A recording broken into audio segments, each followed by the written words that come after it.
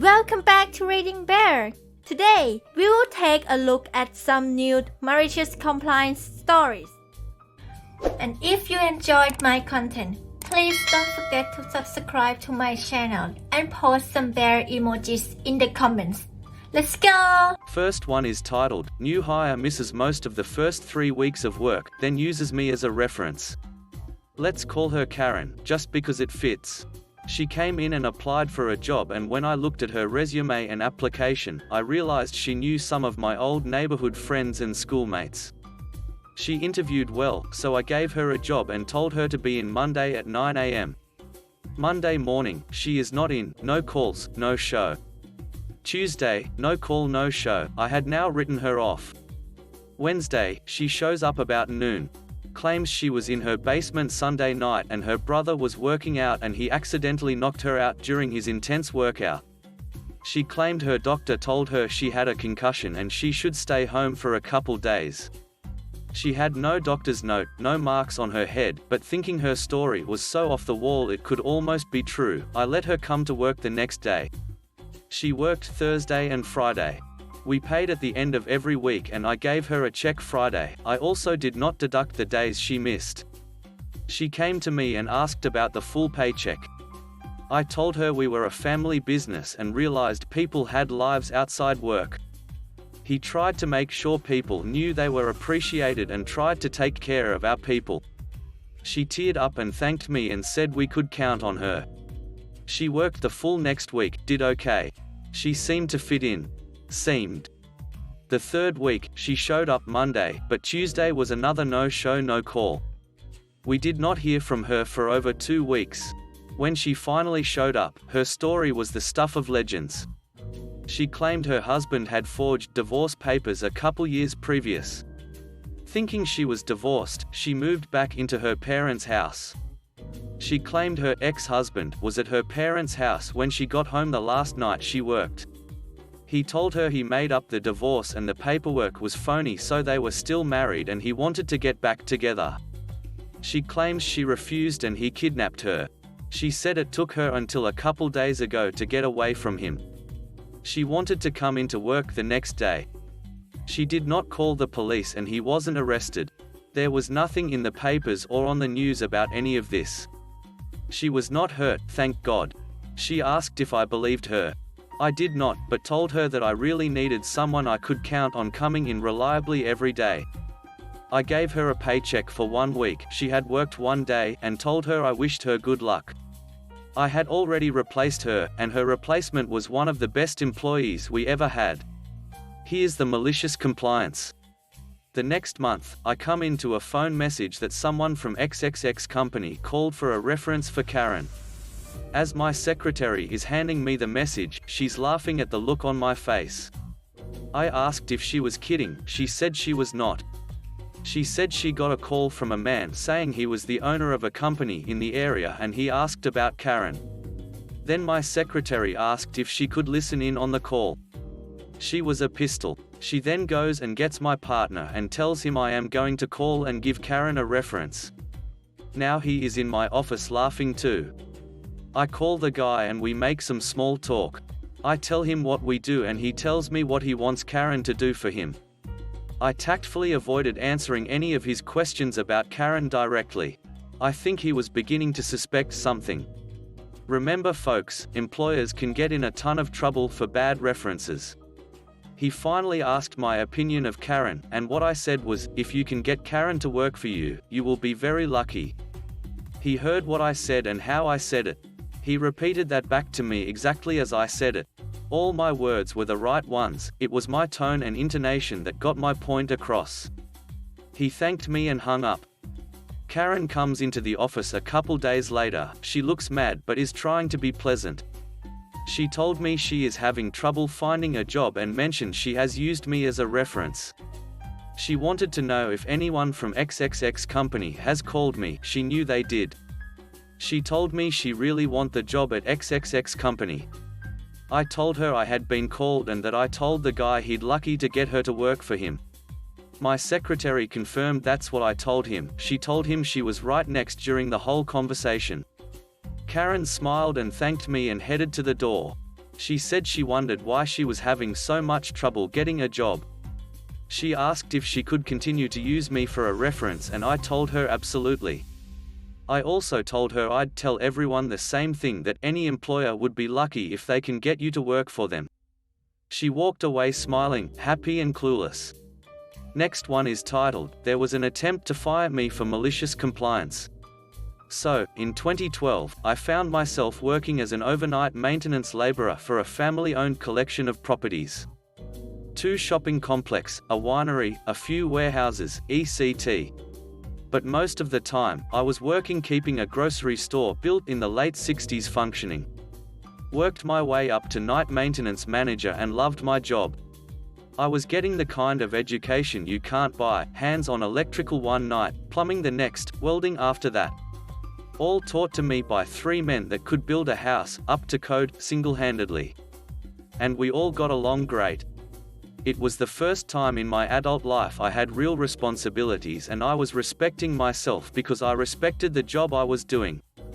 The owners were all people that truly cared about their employees, and they proved this when, in 2017, they sold the main grocery store. One of the many things they included in the sale was all current employees had to be offered a new positions at their current pay level.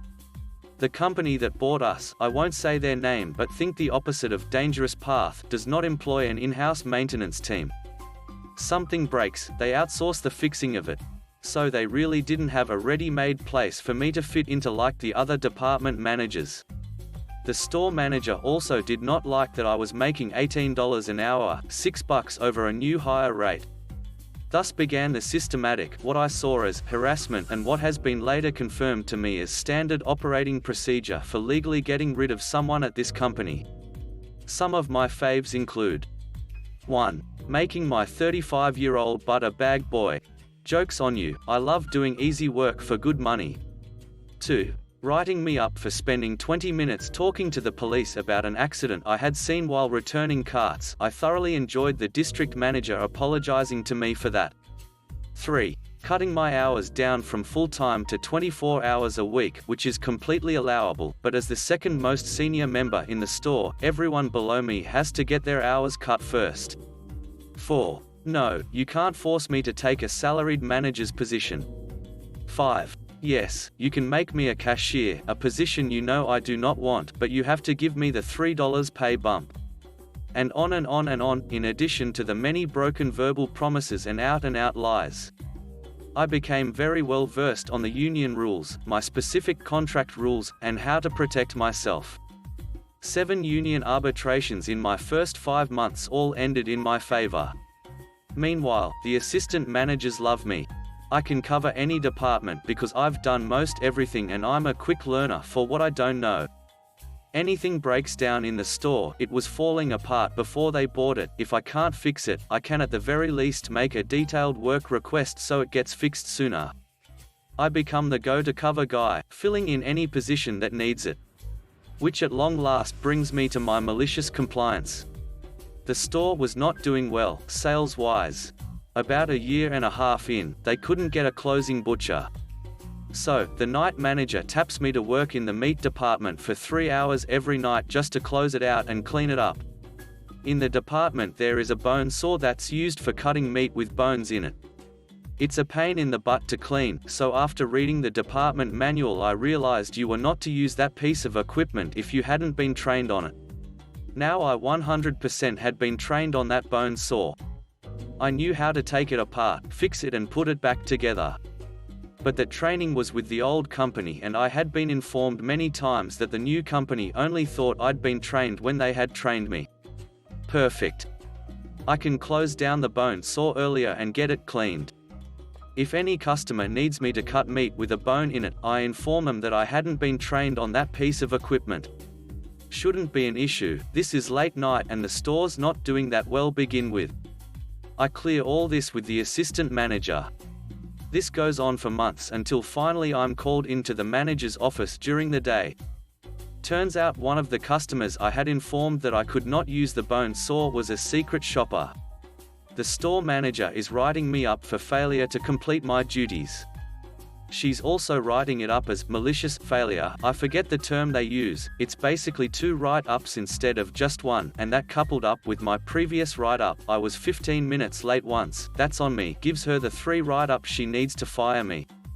As I have done so many times in the past with this woman, I invoke my right to union representation and decline to talk with her until after I've spoken with them. At this point I'm thinking, they can't bust me, I was following the written directions, but oh no. It got so much sweeter and so much worse. While talking to my union rep, it quickly becomes clear that the butchers are a completely different union. The store is in violation of the butchers' union contract by having a non-union employee work that department. So first my union fights the write-up, wins and gets me paid for the 4-5 days I missed of work. They then get me a lawyer who tells me I am not to speak with any store manager in any capacity, due to the butchers' union complaint against the store. 2 weeks off, fully paid. For me, I can't very well work at a store where I cannot speak to my bosses. I then get 2 more days off paid while I speak to the various union reps for my testimony. The store is fined $50,000 is what I was told, for breach of butcher's contract. When I return to work, my store manager does not work there anymore. Her replacement only accepts the job if his bonuses are not tied to the store's overall performance, so he doesn't mind I'm overpaid. As icing on the cake, no one really liked her, so I'm damn near a hero when I get back. Next one is titled, Company Has Stupid Rules About Working From Home. Hello Malicious Compliance. So this relates to a former employer who has around 500 staff over 3 offices in the UK. I don't work there anymore, but 2 of my friends do, and both gave me this gem independently. A little background. The company I worked for had a real distrust of staff working from home or not within eyesight of a boss. To the point manager desks with elevated up 2 feet so they could literally watch over you work. If you needed to work from home, you had to fill out a 12-page document on why you wanted to work from home, how it will benefit the company, why you should be trusted, and you had to provide photos of the area you were go work and had to agree to a webcam watch you work all day, etc. etc. Well, of the 500 staff, only around 60 worked from home, mostly the sales staff who argued they worked best from home. Many people had applied but had been denied, and according to the document you could only apply every 24 months. Regardless of the legality of it. Well, in March 2020 the UK went into lockdown. And as the company insisted on work equipment staying at work, it meant most of the staff now didn't have equipment at home. The staff were asked to work from home, but nearly all departments decided that they have to follow the rules, so every member of staff dutifully filled out the forms as best they could. Not having it equipment meant having to have someone print off a copy for them all, and sent them in. But of course HR staff were not in the office, only around 15 staff were, and one of them had to repackage all the sets of forms and mail them to the HR manager and get them to review the application. Around 100 staff said they will have to wait till the 24-month expiry runs out before they can apply again. The directors did ring around asking why no one was working, but were told they have submitted the forms and are awaiting a response, or told the staff could apply to work from home until X date. Each person had to have a phone call with their manager and HR to discuss it. They had to arrange for the company to ship out the equipment. A fair number of staff said they had to provide a desk as well, as they didn't have one, and the rules state a PC desk must be used, no dining room table or coffee tables.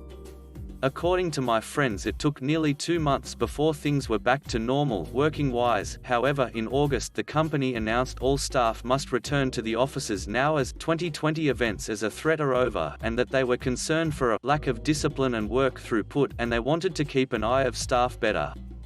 All the staff dutifully returned to the office, a lot under protest. They worked as best they could with social distancing of people being told to self-isolate until November, when the new lockdown started, and lo and behold they are now in the same situation. The company asked everyone to go home, but all the staff have said, well, we can't submit a new form for 18 months, so we will just have to take it as holiday or paid leave, furloughed, which as you can imagine is causing chaos again. Both my friends will be leaving soon as they have new roles, but yeah, the company really should think about its rules and how they treat staff. Last one is titled, "We're not paying you to do IT work." Sure thing, boss. This is a story from long ago when I was working in a law office while attending grad school. The attorney I worked for had a reputation for being difficult to work with, but we got along great. I did have a problem with the office manager. She didn't care for me because I got a day off a week to attend my grad school classes and generally treated the place like a college job rather than the career she'd made out of it. Part of the deal that got me a day off a week for classes was I came in an hour earlier than the rest of the legal assistants. Office manager didn't care for that, and took it out on me by doing things like lecturing me for being a minute late in the morning or a minute over on lunch when everyone else on support staff would roll in whenever and take long lunches to their heart's content. Enough background. Now the story. One morning I get in and discover that all of the documents I need from the shared drive to get to work are gone. Even worse, about half the folders from the firm's shared drive are gone. I figured I could go to office manager and let her know what the problem is, but no one in that office was technically savvy, so I figured I'd take a shot in the dark. The solution was really easy. I went to the top level of the shared server and did a search for a client name. Sure enough, their folder popped up, and from there it was easy enough to figure out that some technically non-savvy legal assistant, which was all of them, had moved half of the top-level attorney folders into another attorney's folder. A quick cut and paste and everything was back to normal before anyone arrived.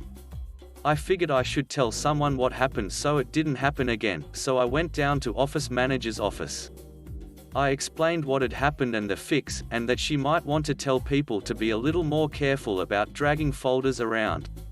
She looked up at me and her lips made an expression that was a dead ringer for my cat's a hole going on display when he's getting the good scratches on his back end. "We're not paying you to do IT work. How much time did you waste that you could be working on important things? Get back to work." Okay, whatever. I wouldn't have been able to do any work with all of my work missing, but I wasn't poking that bear. Like I said, it was just a college job and I knew I was out of there when I finished grad school while she was a lifer. So I went back to my desk and got back to work. Fast forward a couple of weeks. I come in an hour before everyone and find the same problem. I do a quick search and discover that some technical genius has once again moved top-level attorney folders into another attorney's folder, which meant half the office's documents were missing. Sort of a big deal for a law office that lives and dies by the WordPerfect file. So I grabbed some filing I needed to get done and spent the next hour or so working on that instead. Attorneys and legal assistants started to filter in. There was a 50-50 chance they'd be able to get straight to work or they'd find all their work gone. A quiet sense of panic came over the office that soon got less than quiet. The third-party IT people the firm contracted were called in at emergency rates because it wasn't their typical once-a-week visit. They're running a check of all the hardware and with office manager hovering over them raising hell about all the money they were losing, blah, blah, blah. Now I despised office manager, but I liked the contract IT guys. So as I was passing by I whispered to one of them that they might want to check such and such folder. Within 5 minutes the situation was resolved when they realized the ridiculous situation that brought them out there. A little later office manager stopped by my desk and started laying into me for not telling her. This brought my attorney out to see what was going on. She explained that I knew what the issue was and didn't say anything. I shrugged and told my attorney that the last time I fixed this issue she'd reprimanded me and told me not to do IT work. I was simply following her instructions. She turned a couple of different shades of purple. My attorney, who was my ultimate boss and liked me, got a good laugh out of that and told her maybe she should listen to me next time. That was the last of that because she ruled the legal assistants with an iron fist, but she couldn't say boo to someone if they had a partner backing them up. I left shortly after to focus on my school. Whenever I'm in town I make sure to stop by to have lunch with my attorney, and I always swing by her office all smiles and talking about how wonderful it is being my own boss and not having to worry about the bureaucratic BS that takes up so much of her time. Thanks for listening.